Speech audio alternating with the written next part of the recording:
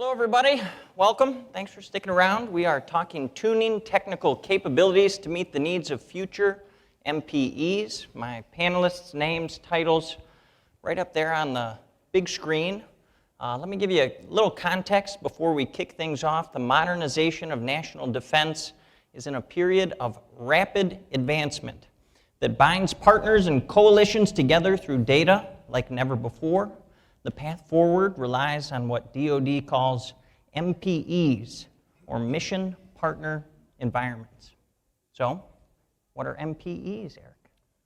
So, Mission Partner Environment is a term that's used to describe, be used to describe a single mission partner network, but more frequently it's used to describe a collection of mission partner networks used in kind of a collective manner, similar to an enterprise. And so these mission partner networks can be used for just general information sharing with our foreign partners. We can use it for intelligence sharing. We can use it for exercises. We can use it for operations. We can use it for combined C2. And traditionally, we've built these, a single network to support a single releasability or information sharing agreement. But now with the introduction of zero trust and data centricity, we're seeing an opportunity to flatten and to reduce the total number of mission partner networks that are out there and get to persistent, singular SecRel capability that the warfighters can employ. When we met late last year in Hawaii, Indo-Pacific Command and their big conference down there, and when we were talking before we went on the air, we talked about one of the consistent challenges with MPEs is matching technical capabilities with DoD policies. Mm. How are the stakeholders starting to better address some of those challenges? Well, I think the technology piece is growing. I think understanding of what zero trust and data centricity are, more and more senior leaders, more and more doers understand the power and are moving forward. I think there's two areas that really need to be addressed to enable them to move at a rapid pace. And that's a clear accreditation path to a SecRel, a data-centric SecRel network. What are the criteria that are going to be used to make determinations about the security of zero trust enabled data-centric environments where we're trying to use digital applications to separate the information at the different releasability levels.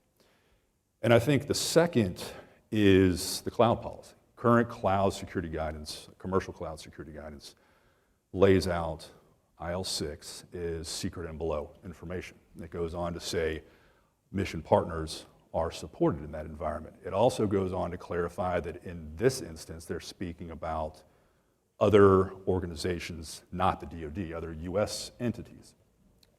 And it specifies that foreign mission partners will be addressed in later versions. So I think we're at the point now where we really need to be able to house these mission partner networks in cloud environments and leverage some of that capability for the COCOMs and for the warfighter. We just need to get the policy ironed out about what those appropriate security control measures are going to be. Hans, let's dig into that data sharing. I mean, for our audience, Eric is former Special Operations Forces. He's the technical guy on stage here. He had a big hand in building the sort of base of MPEs. But the data sharing piece, Hans, why is that so difficult to do in an international context? Thank you. I think one of the things that we see in our support to the Department of Defense, we have actually been providing intel sharing for over 20 years.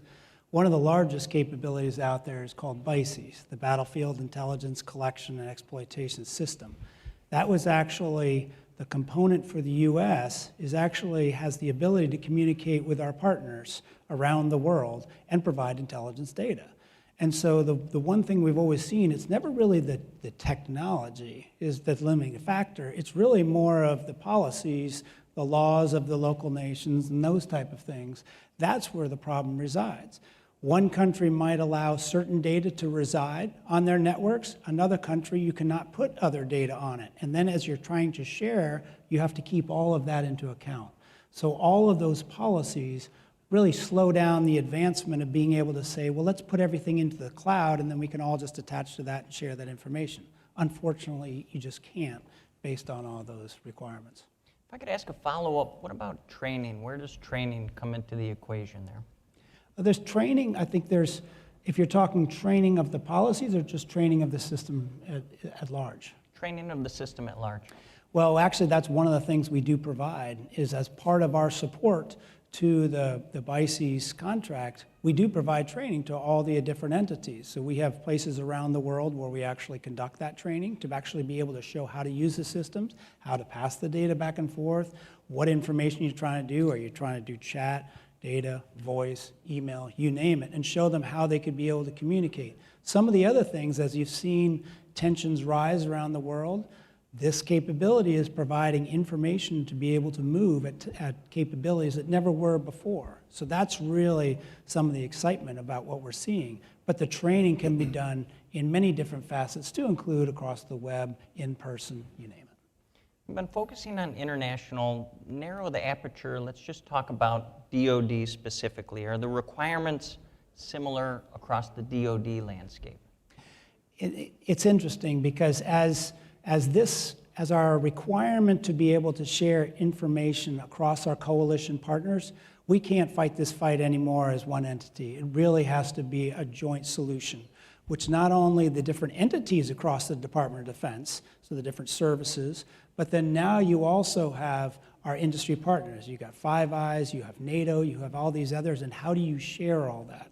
So that's kind of as it's expanding, as we're seeing those different rules and requirements from each of the countries, but then we bring everybody together at kind of more of a NATO, at a Five Eyes level, and talk about how can we be able to break down these barriers.